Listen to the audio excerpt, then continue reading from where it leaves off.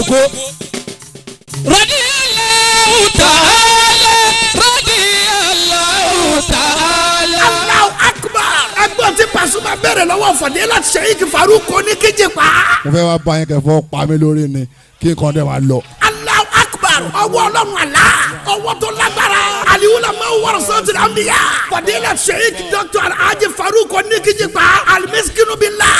àṣẹ kìkì ọ̀rọ̀ bó ṣe ń sọ̀kalẹ̀ sórí Pasuma rẹ̀ ẹ tún gbà. ọjà kárí nàkúrọ́tù bá dà máa rí fa ẹni ayé wa ní tọ́lọ́ntì ní kọ́ hàn báwọn kan náà sì hàn ọlọ́run wá wọlé àwọn àfọ àìpẹ́ ńfọ́ra gbolẹ̀ fẹ́ sí májọ parẹ́ báwọn kan ṣe parẹ́ yẹ ọ̀la báwọn kan ṣe là ní. ìpìlẹ̀ ọ̀gá ńlá la kọ́lé VCD yóò kọjá abẹ́ àti gbé jáde. marketed and distributed by Eko Fashion Video and Music International. shop 1 PPL bus stop kilometre 20 Badagry Express Road Okoko Maiko Lagos. telephone 003-410-0112 àti 002-971-3686. VCD ìpìlẹ̀ ọ̀gá ńlá bí a ṣe ọ̀rọ̀ ṣe sọ̀kalẹ̀ látẹnu Oníkíjìpá sórí Pasuma rẹ̀ ó kọjá àfẹnuròyìn ẹ̀rà kẹ́wò kẹ́gbà.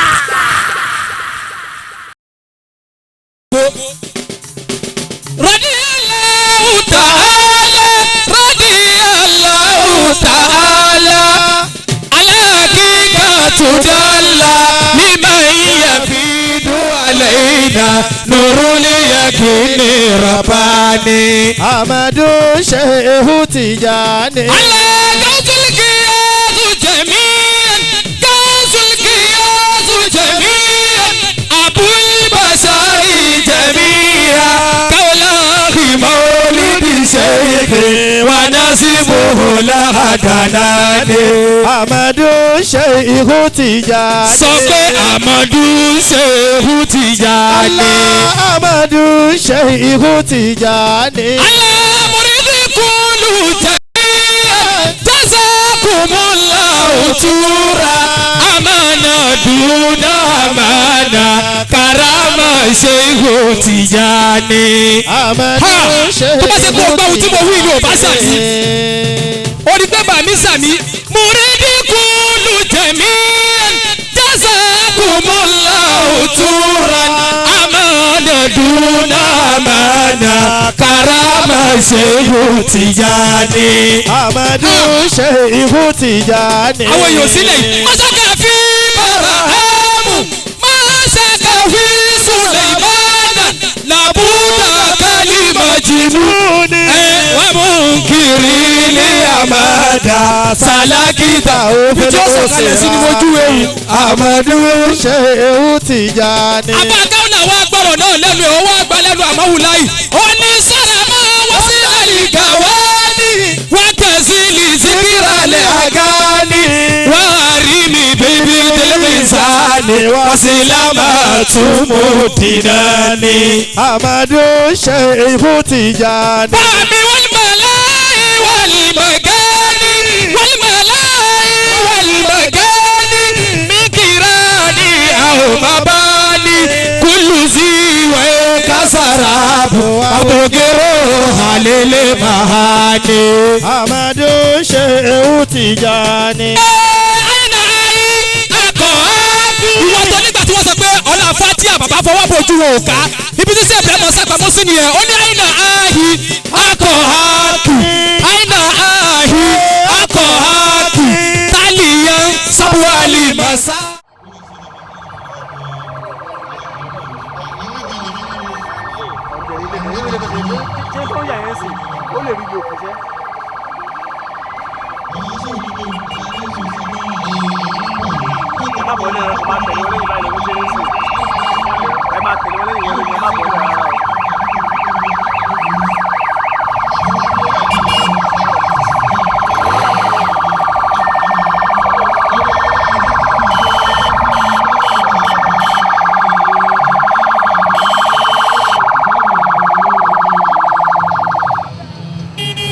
Let's close there now.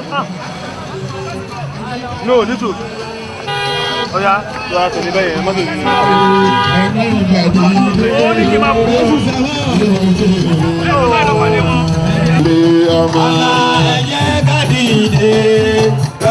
Oh, balẹ̀ o ẹni bàdìdé sọ̀rọ̀ yóò gbé ọmọ. Àbí kan bàbá lé sọ̀rọ̀ yóò gbé ọmọ.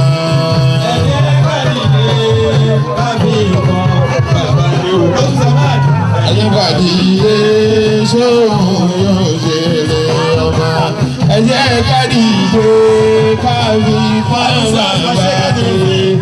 Ẹ jẹ́ ká dìde ká fi fún bàbá lé. Ẹni bá dìde sọ̀rọ̀ yóò gbé ọmọ. Ẹ jẹ́ ká dìde ká fi fún bàbá lé.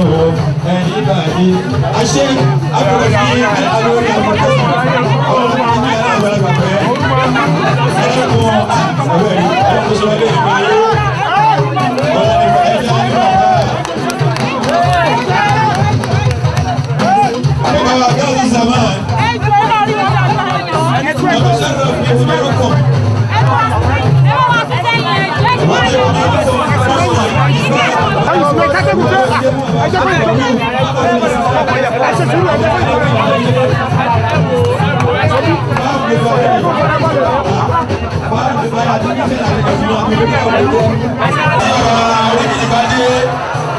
Bama Fuji, Erinlama Fuji, Lagata Fuji, Ijaya Fuji, Popsi Alia, Popsi Rokiba, Erinlama Fuji, GSM, Ijaya Senior, ni ó wọlé dé, Alhaji wa Abdulwasin, Abdulwasin, Alabi, Abdulwasin, Alabi, Pasuma, Ijaya 1, Agumowo, Eyvanaba Muhammad. Ẹ bá alẹ́ egun ọ̀sẹ̀. Bàbá Pasuma nìkan kan náà wọlé. Bẹ́ẹ̀ni. Afáwọn àgbà Sheikh Lilafi. Wọ́n wọlé tẹ̀lé wọn. Àwọn náà ń bọ́ ń bí. Wọ́n ní gàgà bá gàgà. Ọlọ́mùsà jáde yín pẹ́. Alhaji Wasiu Alabi Pasuma. Allahu Akbar. Wasiu Alabi Pasuma. Ó ń kí bàbá wa Gawsu Zaman. Àwọn èèyàn ẹ̀mí rí èèyàn nínú ayé nu. Ajiwa Ahmad Ọlọ́run kò ṣe wá léèyàn. Kò ṣe wá ní insanun kamilun. Àbí òní insanu kamilun mashhurun ọlọ́mọdé àṣìwá bẹ́ẹ̀ ọlọ́nibuwa Muhammad ẹjẹ́ alọ́jú òkú wasila like father like daughter lọ́jú òkú ẹ̀dá kan jẹ́ alọ́jú òkú. Ẹ̀dá kùtùrọ̀ yàrá Muhammad ẹ̀jẹ̀ àfọ̀jọ́ àgbẹ̀rẹ̀ yìí àfọ̀jọ́ ẹ̀ wálé kòyókòyó ẹ bá lé wọn kọ́ lọ́jú òkú. Aha. Ayé kí a fún ojú agbo yìí ní ààyè. Ẹ jẹ́ fún ojú agbo láàyè. Nítorí ti tànàbùwà Muhammad. Ẹ jẹ́ kí atẹ́gùn kó fẹ́ sáwọn ẹni Ọlọ́run baba action kò ní bàjẹ́ ọlànàbùwà Muhammad Allahu Akbar. Bàbá wa ìdùnnú gbogbo ayé ló wọlé yìí. Huburul wara wa bahjatul anam. Ahlan wa sahlan wa marhaban. وقد قصنا في غاية الاتياء والحبور برؤيتنا للشيخ حبور القوم وبهجة الأنام زمزم العلم والمعرفة والدراية حامل اللواء الإسلامية والشرعية زعيم العلم وماهر في الحقيقة والشريعة أهلا وسهلا ومرحبا وكل ما في هذا البلاد تراهب هذا الشيخ الذي أتى إلينا بكل الجلالة والجمال والفضالة. أهلا وسهلا ومرحبا بإزعامتكم ومزعامتكم الداعية وتعليمية وتعلمية في الإسلام. نقول لكم كل إنسان حتى الملائكة وحتى الحيوان جزاكم الله خير الجزاء.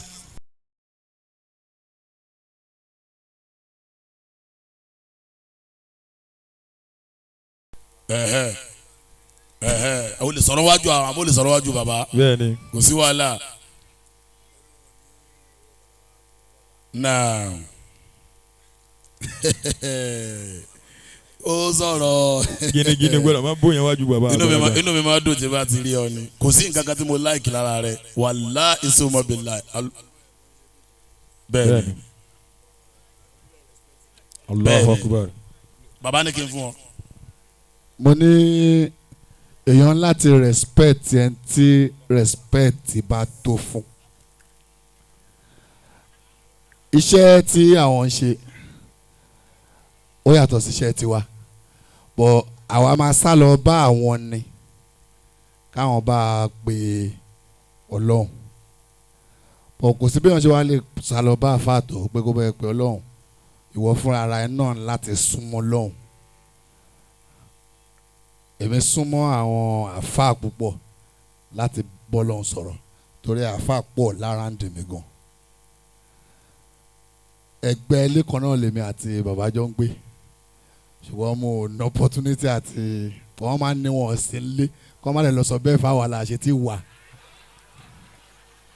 wọ́n ní àwọn èèyàn tó máa ń dúró àwọn FT men tó máa ń dúró sẹ́nu náà wọn náà máa ní bàbá òsínlé so ìyẹn ló jẹ́ ká àti wà so wà tí alájí wa sọ fún mi pé àwọn táwọn ọjọ́ táwọn bá ti fẹ́ wá as Arabambi 2 máa wà lẹ́yìn àwọn lè fi ṣáàsì àwọn wọlé. Allah. so Allah. ọjọ́ yẹn là ń dúró dè báyìí ọjọ́ táwọn alájí bá fẹ́ wá torí access wà fáwọn láti wọlé. alájí K1. ẹ pé number 2 ẹ̀dẹ̀ là wá so àkọ́ super glue mọ̀lẹ́gbẹ̀ẹ́ àsomọ́wà alubarika rẹ ò ní parẹ́ wọn ní làákàyè púpọ̀. so lówó kọ̀kọ́ ta fẹ́ fún yín torí nǹkan wà nílẹ̀ gan bàbá a mọ̀ ni nǹkan tá a mọ̀ ni kò ṣe pé wọ́n tún ṣẹ̀fẹ̀ máa sọ fún wa bàbá nǹkan pọ̀ ó pọ̀ ni ó pọ̀ dípì ó pọ̀ bàjẹ́ bàbá kò ń ṣe nǹkan kékeré o ilé ìjọba pé èèyàn ní 1,000 èèyàn ní 1 million èèyàn ní 10 million nǹkan tá a mọ̀ ni. lójú ọ̀nà alukurani la ilaha illallah. ọlọ́run ló ní kó rí bẹ́ẹ̀ kó ṣe yàn kò sówó kọ̀ọ̀kan tó fẹ́ fún yín mo fẹ́ wá bá yín kẹfọ́ pa mí lórí ni kí nǹkan dẹ̀ máa lọ mo náwó ọlọ́run aṣáánu. ẹ bá ń gbọ́ lọ tóbi dáadáa. báwa sí. ń bọ̀ Pasuma ẹ jẹ́ ká fọ́ pa Pasuma lórí. Allahu Akbar. Allahu Akbar. Alhamdulillahi Rabbil alamin. Pasuma máa bọ̀. ọlọ́pọlọ ńlá. Pasuma máa bọ̀. ọlọ́pọlọ tó pọ̀. Pasuma máa bọ̀. Arabambi 2. dákun torí anabu Muhammad. kí baba fọwọ́ pa wọn lórí. sẹ́ni gbogbo ẹ̀yin èèyàn tẹ́ wá ń bí. Pasuma Alhaji Abdulwasi Alabi Pasuma. Allah.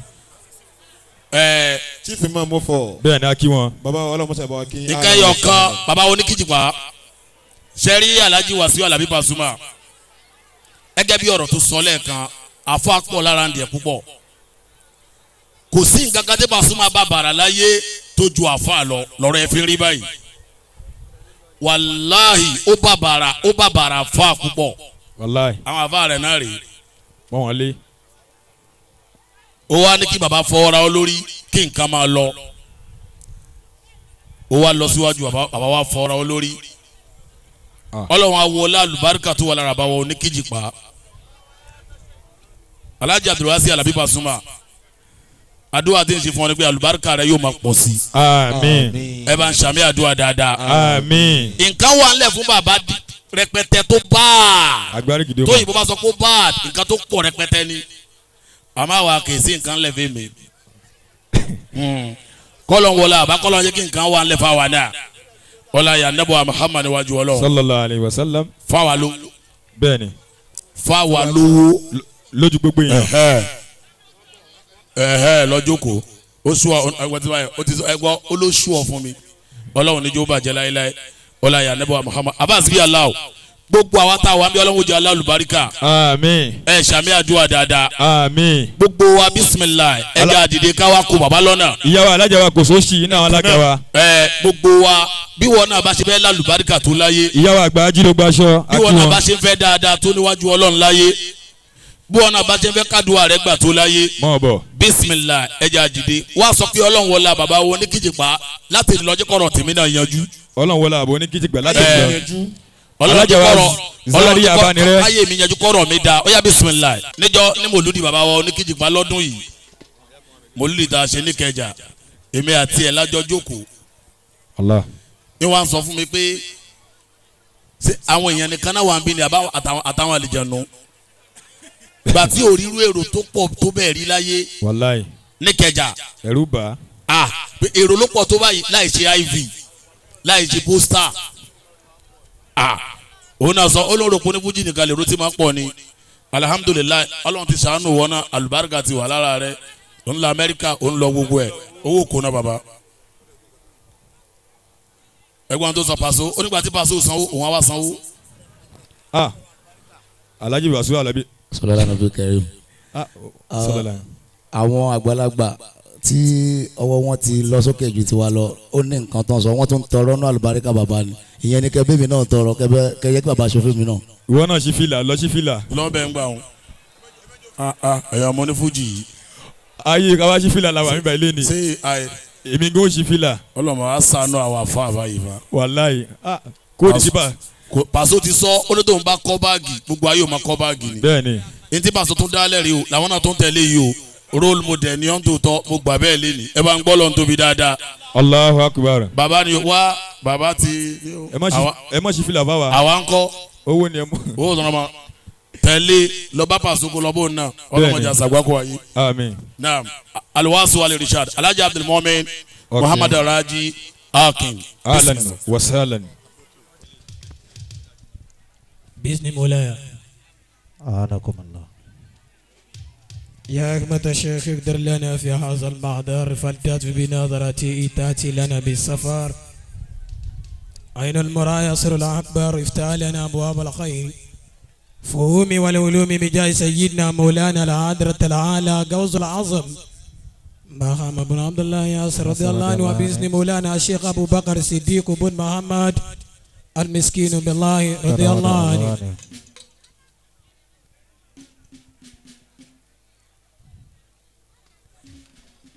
عنكي كلام مولاي فضيلة الشيخ محمد سليمان المسكين بالله أدام الله آياته وحفظه الله. ìjókòó yìí lásán orúkọ bàbá kíjókòó yìí lápapọ̀ lọ́nà mẹ́wàá ámbélé tàṣe bá àti tó yìí náà mo fi bàbá kí gbogbo ìjókòó yìí lápapọ̀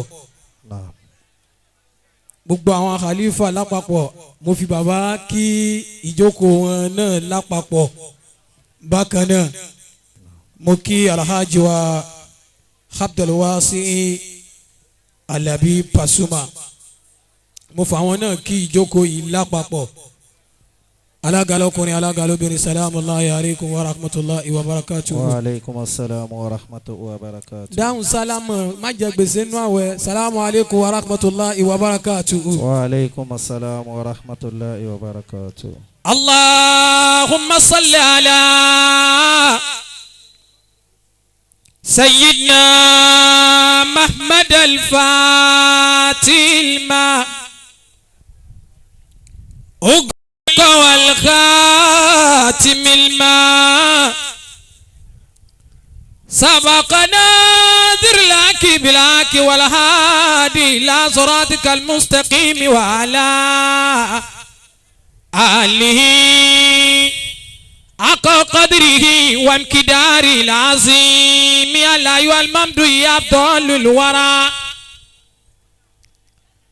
على أيها الممدوح يا أفضل الورى ويا أيها المعمود سل أمد واللواء بزرق بالذات العلية بأسماء وبالرسل والبيت الأرام وبالقرى جميعا وبالذكر الحكيم وعلي والأسماء والأفلاك والنجم والسرى بعد قبة الإسلام بالوالدين إلى جميع الناس قد عمسلوا اللهم صل على سيدنا محمد الفاتح الماء وقلك والخاتم الماء سبقنا درلاك بلاك والغادي إلى صراطك المستقيم وعلى آله حق قدره ومقداره العظيم. هدية نقصة لا يعرو سيد الوجود محمد بن عبد الله صلى الله عليه وسلم. عطيف سلام ركب يا مامن عطيف سلام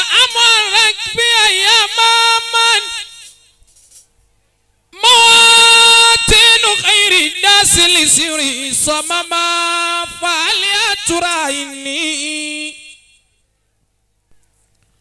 فليترى إني أنيء ببابي وأمسى بتأديب لطه مسلما أناجي من الله آزن سره ومتزوي الفقات كذا ومجنما محمد صلى الله عليه وسلم. أناديت من أمين محمدا أتاك خديم الشيب الفوض مقدما أذكر علي أم كفاك فإنما تكرمت لي من قبل ما قلت ملزما يا سيدي يا رسول الله صلى الله عليه وسلم. جعل الله رب الناس خيرا محمدا ويا ليت سري معروم الأحمد أفضل خلق الله أفضل خلق الله تورا محمدا وأكرمه نفسا وظيرا ومقتدا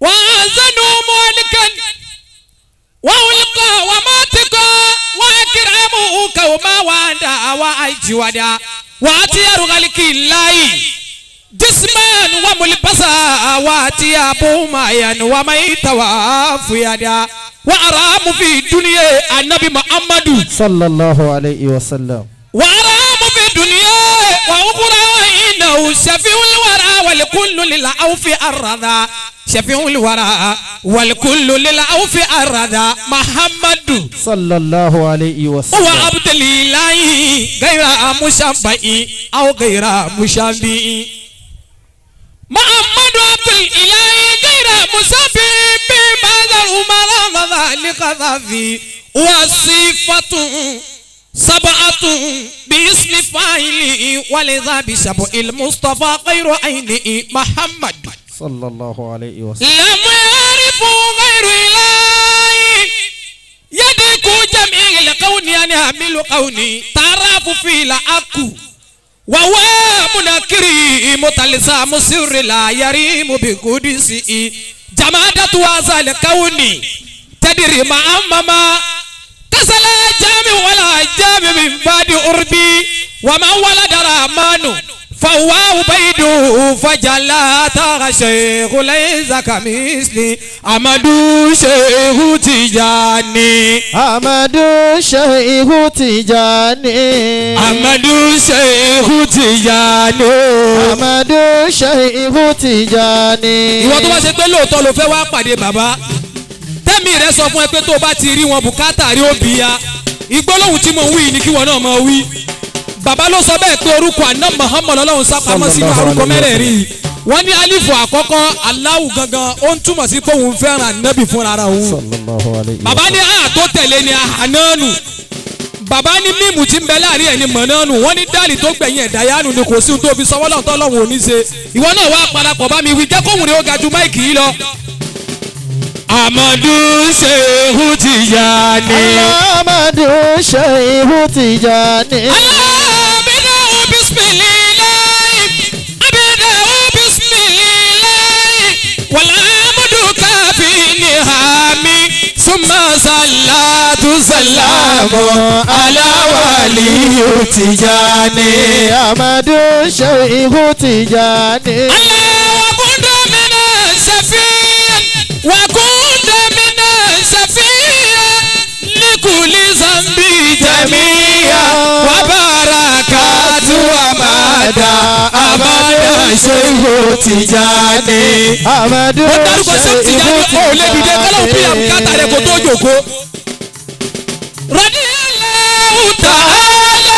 Radiyallahu ta'ala alakika tudalla liman yafidu alayna nurul yakini rabbani. Amadu Shehu Tijani.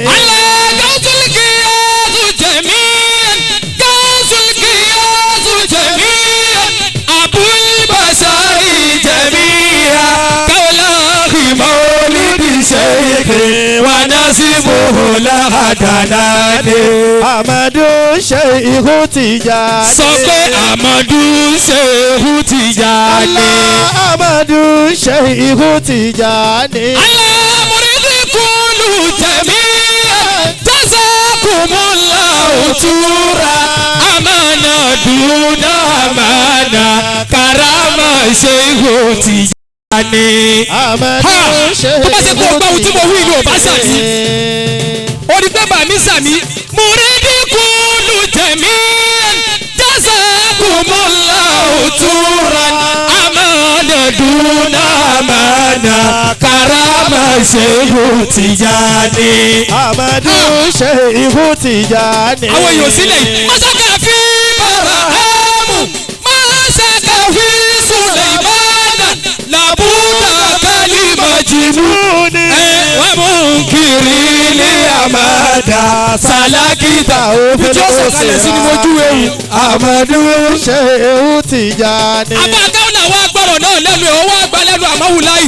ó ní sára máa wọ́n sí àlìkà wáání wọ́n kẹ̀sí lì síkírà lẹ́ àgáni wọ́n àrí mi bíbí tẹlifíṣàní wọ́n sì lámà túmọ̀ dínà ni.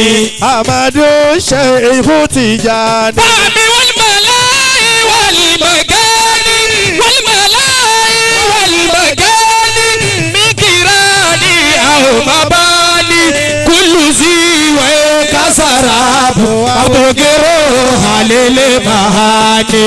Amadu Sheikh Tijani. ìwọ tó nígbà tí wọ́n sọ pé ọ̀nà fatia bàbá fọwọ́ bojú wọn ò ká ibi tí sèpè mọ̀ sàpamọ́ sí nìyẹn ó ní àyìnà ààhì akọ̀ hákì àyìnà ààhì akọ̀ hákì tálíyàn sábúwálì masani bísí fati zati akọ̀rọ̀ tí bá tó lẹ́sà tó lè fi sáni. Amadu Sheikh Tijani. ṣùgbọ́n fún ọmọ kẹ́ni bí sàmẹ́ tàǹtọ̀ wọ́n sàmẹ́ ní ibi màkàdé wọ́n kà fà wá ní tọ́ ìbá làwọn bá lè mọ̀kànlá ni. Amadu Sheikh Tijani. Kò sásìkò. ṣéwù kò sásìkò bá mi fẹ́ padà sílé. Bàbá padà lọ́lé. ṣùgbọ́n tó bá yẹ fẹ́. Màdàkú jìlì dìjì yàrá. Kárẹ̀jù ni mi màkánì. Màdàkú jìlì dìjì yàrá. Kárẹ̀jù ni mi màkánì. Dúnà sàmì kẹ́rà wá ní. Òbútọ́ àfilè jìnnà ni. Amadu Sheikh Tijani. Ìwọ gbọ́dọ̀ sọ pé Amadu Sheikh Tijani. Amadu Sheikh Tijani. Amadu Sheikh Tijani. Amadu Sheikh Tijani. bàbá ní ojúkó. ẹ lọ́kọ̀ọ́jà yìí bọ́ anabuwa Muhammad sallallahu alayhi wa sallam. ní sìkò sásìkò mọ́ rárá kí a fa wa azakiro tí o kọ́ mọ́. bẹ́ẹ̀ni. èyí tí mo tẹ̀lé eléyìí náà ni kalimatu tar'ib fún baba lẹ́ẹ̀kan náà báyìí kalimatu tar'ib lẹ́ẹ̀kan náà láàrin ìṣẹ́jú méjì péré kalimatu tar'ib. أعوذ بالله من الشيطان الرجيم بسم الله الرحمن الرحيم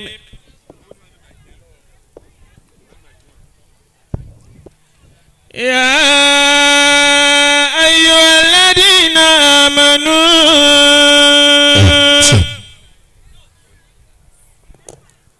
كتب عليكم الصيام كما كتب على الذين من قبلكم لعلكم تتقون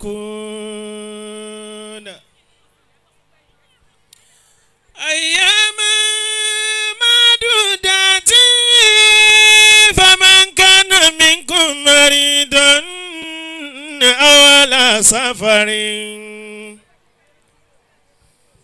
فمن كان منكم مريضا أو على سفر فعدة من أيام أخر وعلى الذين يطيقونه فدية طعام مسكين فمن تطوع خيرا فهو خير له وأن تصوموا خير لكم إن كنتم تعلمون وإن يريدوا أن يقدروك فإن حسبك الله هو الذي أيدك بنصره وبالمؤمنين وألف بين قلوبهم لا أمكن ما في الأرض جميعا ما ألفت بين قلوبهم ولكن الله ألف بينهم إنه عزيز حكيم يا أيها النبي حسبك الله ومن اتبعك من المؤمنين إنه من سليمان وإنه بسم الله الرحمن الرحيم صدق الله العظيم لا لا إله إلا الله محمد رسول الله بسم الله إيمانا نعوذ به نيرانا صلاة الله سلام الله بخير الناس أدنانا على أصحابه جمعا وشهد المجد أركانا وتابعين هداة الكون وجدانا لشيخ أحمد الفاسي صلاة الله أهدانا يا برهام يا نوري أمير الكون فيدانا يا بركام يا نوري أمير الكون فيدانا بهم يا علي على يوئي فطول أمر سليمان بإرسان أبو يا ربي لهذا القرن سلطانا صلاة الله سلام الله لخير الناس أدنانا على لا إله إلا الله محمد رسول الله لا إله إلا الله محمد Rasulullah. Rasulullah. La ilaha illallah. Muhammadur Rasulullah. Rasulullah. La ilaha illallah. Muhammadur Rasulullah. Rasulullah. Sayyidina Rasulullah. Alayhi salam. Allahumma salli ala Sayyidina Muhammad al-Fatih lima. وكلك ولا آتم لما سبق الناس لك بأكلات إلى صراطك المستقيم وعلى آله قدر مقدار سبحان العظيم. ربك رب العزة عما يصفون والسلام على المرسلين والحمد لله رب العالمين. آدي منا إلى مولانا قوس الأعظم. الدكتور الآلة المسكين بالله أدام الله حياته ودولته والعافية والسلامات آمين. اللهم آمين. أعوذ بالله الله من الشيطان الرجيم. بسم الله الرحمن الرحيم. اللهم صل على سيدنا محمد الفاتح لما أغلق ولا آتب لما سبق ناصر الحق بالحق والهادي إلى صراطك المستقيم وعلى آله حق قدره ومقدار العظيم. هدية مني لك يا رسول الله صلى الله عليه وسلم. أكي يولون الله أكبر. أي النبي ومحمد صلى الله عليه وسلم. عليكم يونولون وتنوي كوبا شيخ أحمد التجاني رضي الله تعالى عنه. كوبا مولانا شيخ إبراهيم النياز ياسر رضي الله تعالى عنه. كوبا بابا شيخ أبو بكر الصديق المسكين بالله صائب الإدراك رضي الله تعالى عنه. كوبا بابا صاحب ولاية الكبرى فضيلة الشيخ هادم عبد الله العلوري تغمد الله برحمته آمين. كوبا بابا مرحوم مفتي الكبير فضيلة الشيخ كمال الدين الحدبي رحمة الله عليه. Ọlọ́run masaba yọ́nú sí wọn. Àmín. Bá a ṣe àlékún ìkẹ́gẹ́ fún wa. Bá a ṣe máa ń tọrọ fún wa pé rọ́ọ̀dì Allahu ta'ala anihum. Wa jazahum minhu anna hasana ruddati sidiku sultani samima bikunusi kodisa fi sunina wali aluri yo aburu sidikaza walidi farukuma fina bana walidi farukuma fina bana.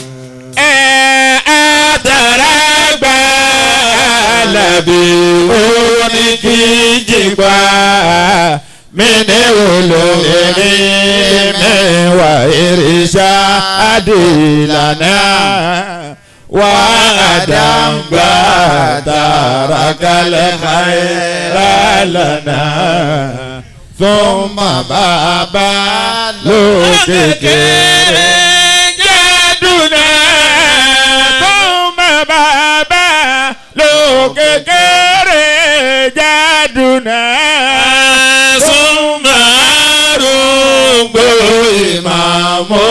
Moliwirede bilori mene olole asirarina marijale bainahum aubadahum ma'ahum alimege wasiruna ma'ahum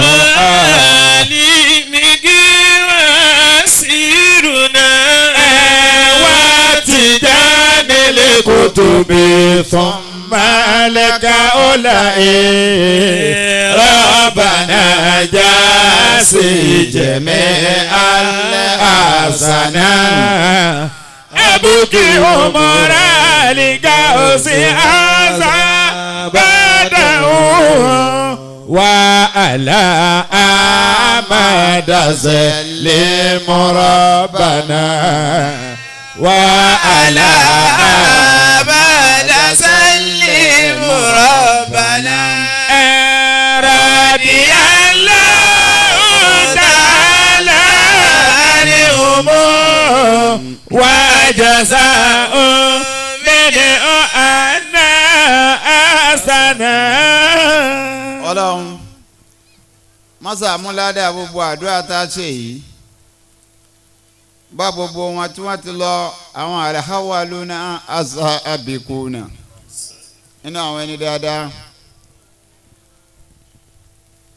Ọlọ́run mọ́sá wọlé agbọn tá a tọrọ fún àwọn àṣẹ́kùbọ̀ àwọn ẹni rè tí wọ́n ń bẹ níkàlẹ̀ bẹ̀rẹ̀ látọ̀dọ̀ bàbá wa àgbà. Baba wa namba ẹni adamallahu ayatahu nílùú Ifọ̀nbí yìí afọlọlọmọdé Ọlọ́run àtànú ẹ ọlọmọsà sẹ́yìn kù sórí dáadáa. àmín sèw. baba wa Sumura ọlọmọsà jáde yín pẹ́. àmín sèw.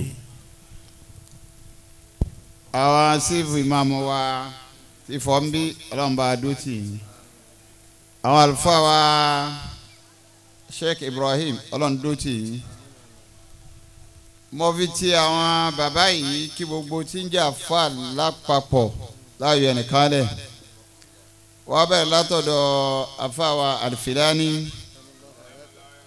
afa Abdulgani káàdì gbogbo tí ń jà àwọn afá pátápátá ọlọ́mọba ń dọ́tì gbogbo yín o. àmín sèw. alibarika ọlá àwọn ẹni Ọlọ́run. àmín baba. gbogbo ẹ̀yin tẹ́ ń jólùfẹ́ Ọlọ́run fẹ́ràn yín. àmín. gbogbo tí ń jẹ́ salatu Ọlọ́run gbàdúrà yín gbogbo ẹ̀yin tí wọ́n pè jẹ́ ń jẹ́ lárísìkì Ọlọ́run má jẹ́ ó tán lọ́wọ́ yín Ọlọ́run àfáwọn wájú Ọlọ́run. Alhaji wa Abdulwasi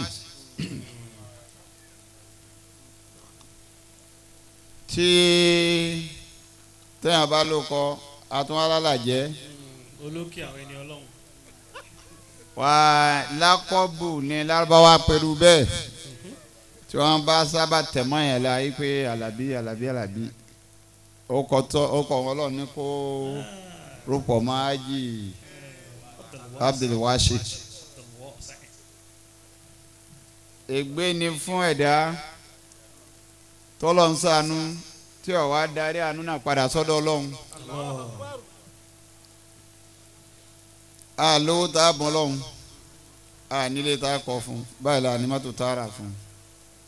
ká sọ̀kalẹ̀ lérí ibi tó bá gbé wa sí ní bá a ṣe tó ìsọ̀kalẹ̀ padà sílẹ̀ lẹ̀ pé ẹrú rẹ̀ là á ṣe o nítorí nídìí lọ́dọ̀ wa náà nù. Allahu akbar. bí ẹ̀dá bá wà bẹ́ẹ̀ tí Ọlọ́run tí ó wá ṣe ayé gbàgbé ọ̀run tó darí ọ̀rọ̀ rẹ̀ padà lọ bọ́ lọ́hùn tí irújòkó báyìí torí irújòkó báyìí àwọn èèyàn máa ń sá ń bẹ̀ ní ibi ẹ̀sìn yìí máa ń jó wọn lẹ́sẹ̀ ni wọn ò ní lọ wọn ní lòlò nídìí wọn ò fowó ní ẹ́fílẹ́pù ni wọn ò ní lọ. Ọlọ́run ò sì ní ká fowó nìkan ṣe jihadi bí amwalikum wa anfusikum. ọba Ọlọ́run náà ní wá fi rọ̀ yàn lọ́rùn Ọlọ́run ọba tó ti fi rọ̀ lọ́rùn yóò tó ẹ̀ẹ̀mejì báyìí tí a ń pàdé lóde ẹ̀sìn báyìí gbogbo àpadà sí ibú tí bẹ́ẹ̀ dá tí yóò fi ní tọ́ Ọlọ́run òun ṣe má ọlọ́mọdé ọkọ̀ṣẹ́ bọ́ lọ́nà. àmín sèwù. ọ̀nà tó wá ń gbà àwọn kan tí wọ́n táwọn onímọ̀ wòye sí pé kò sí fọkànbalẹ̀ sí wọ́n ṣírò nǹkan náà àmọ́ mẹ́ta ẹnu wọn papọ̀ lórí ẹ̀ ẹnu tí wọ́n ní òfin fọkànbalẹ̀ sí ọ̀kan nú ẹ̀ òun láyé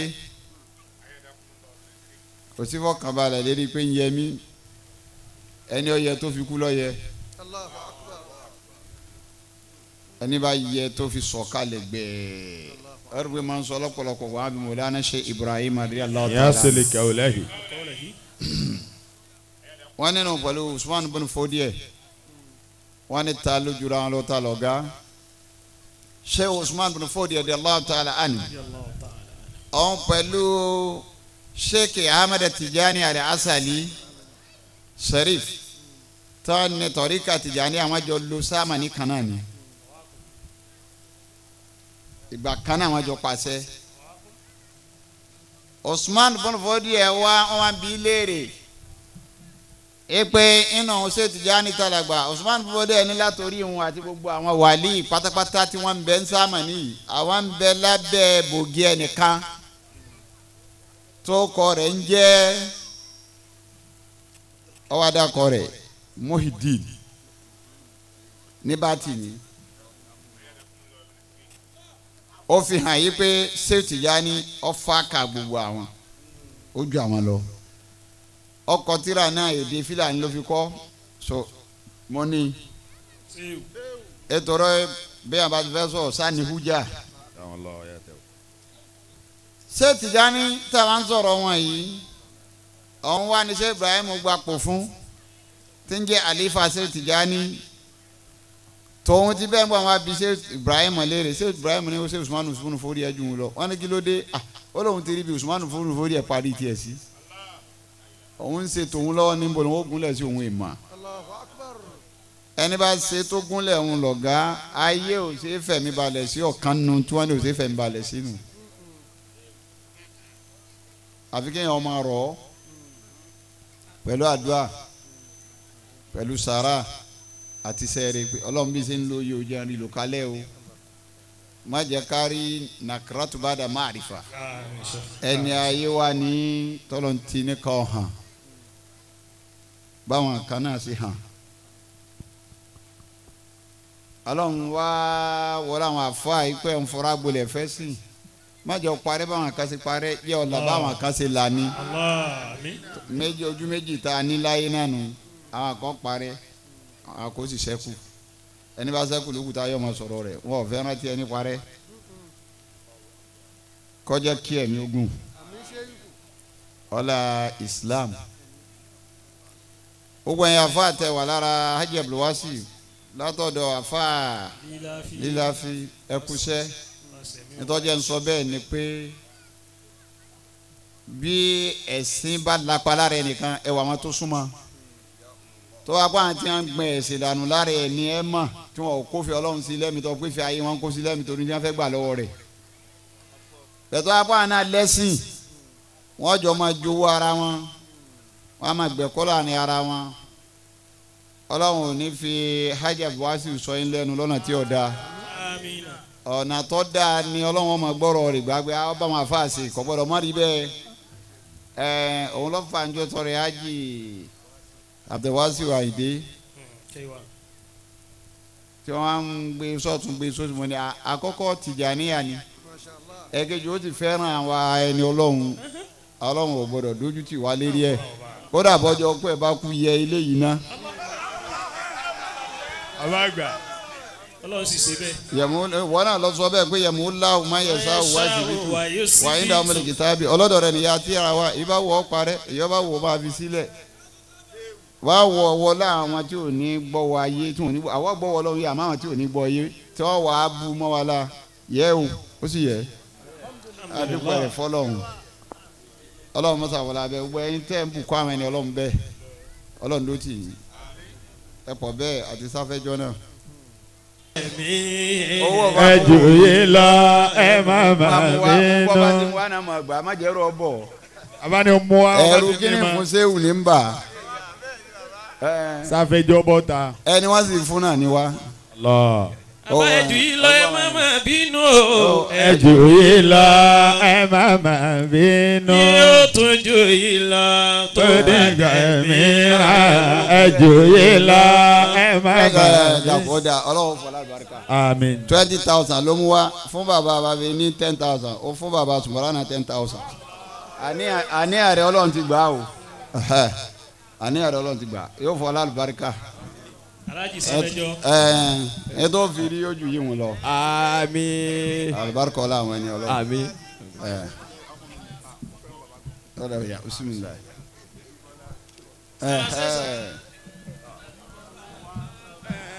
Sàrànsì báwọn bàbá wa. Sàrànsì báwọn bàbá wa. Sàrànsì báwọn bàbá wa. Wọlá Yásìn nínú Kùránì. Sàrànsì báwọn bàbá wa. alábi. Alájì Amadu. 10,000. àwọn àgbàlagbà ń pa ọ́nù fún bàbá ètè bàbá anabi ní 5,000 ó fún Sumrana 5,000. Ọlọ́run fọlá barika. Sàrànsì báwọn bàbá wa. Sàrànsì báwọn bàbá wa. Sáfẹ́jọ́ òun mú 5,000 wá tún pín fún bàbá náà. Sàrànsì báwọn bàbá wa. Sàrànsì báwọn bàbá wa. Sífù ìmáàmù. Nínú Kùránì. Sàrànsì báwọn bàbá wa. Ọlọ́run ọkùnrin lálùbáríkà lálùbáríkà ní òsì pọ̀ yọ pọ̀ pẹ̀lú ògbó Ọlọ́run. nítorí ètè àbá ti ṣe lójú ẹni tí àbá ti sọ sí odi hújà. ẹ̀wọ̀n ò fún sẹ́wọ̀n náà jó ní tiẹ̀ tí wàá jẹ́ àṣìdọ́gba ẹlòmíì Ọlọ́run ò fowó rírì rẹ̀ sínú ilé ìta ló fi sí bí ò dé ta kò ní rí ó sì fi tẹ ẹlòmíì sínú ilé kọ́ pariwo ń bọ̀ Ọlọ́run tẹ bá ti gbọ́ sọ́fíìsì tí sì ń san owó sálárì fún owó làbọ̀ tó máa ní àwọn èèyàn lára ẹni Ọlọ́run san sálárì fúnra wa sọ òun ni gbogbo eléyìí hùn Ọlọ́run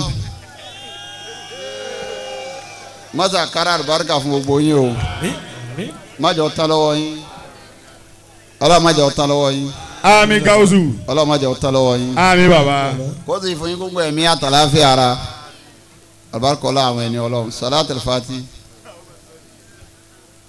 radiyallahu ta'ala radiyallahu ta'ala. Allahu akbar. ẹgbọ́n tí Pasuma bẹ̀rẹ̀ lọ́wọ́ Fadila Sheikh Farouk Oníkíjìpá. mo fẹ́ wá bá yín kẹfọ́ pa mí lórí ni kí nǹkan dẹ̀ máa lọ. Allahu akbar. ọwọ́ Ọlọ́run àlá ọwọ́ tó lágbára. Al-ulama warasatul anbiya. Fadila Sheikh Dr. Alhaji Farouk Oníkíjìpá al-miskinu billah. àṣẹ kìkì ọ̀rọ̀ bó ṣe ń sọ̀kalẹ̀ sórí Pasuma rẹ̀ ẹ tún gbà. mẹjọ kárí makaratu bada maarifa ẹni ayé wa ní tọ́lọ́ntì ní kọ́ hàn báwọn kan náà sì hàn Ọlọ́run wá wọlé àwọn afọ àìpẹ́ òǹfọ̀rọ̀ agbolẹ̀ fẹ́ sí májọ parí báwọn kan ṣe parí yẹ ọ̀la báwọn kan ṣe là ní. ìpìlẹ̀ ọ̀gá ńlá la kọ́lé fcd yóò kọjá abẹ́ àti gbé jáde. marketed and distributed by Eko-Fashion Video and Music International. shop 1 PPL bus stop kilometre 20 Badagry Express road Okoko-Maiko Lagos. telephone 00341000112 àti 002971366. fcd ìpìlẹ̀ ọ̀gá ńlá. bí a ṣe ọ̀rọ̀ ṣe sọ̀kalẹ̀ látẹnu Oníkíjìpá sórí Pasuma rẹ̀ ó kọjá àfẹnuròyìn ara kẹ́wò kẹ́gbà.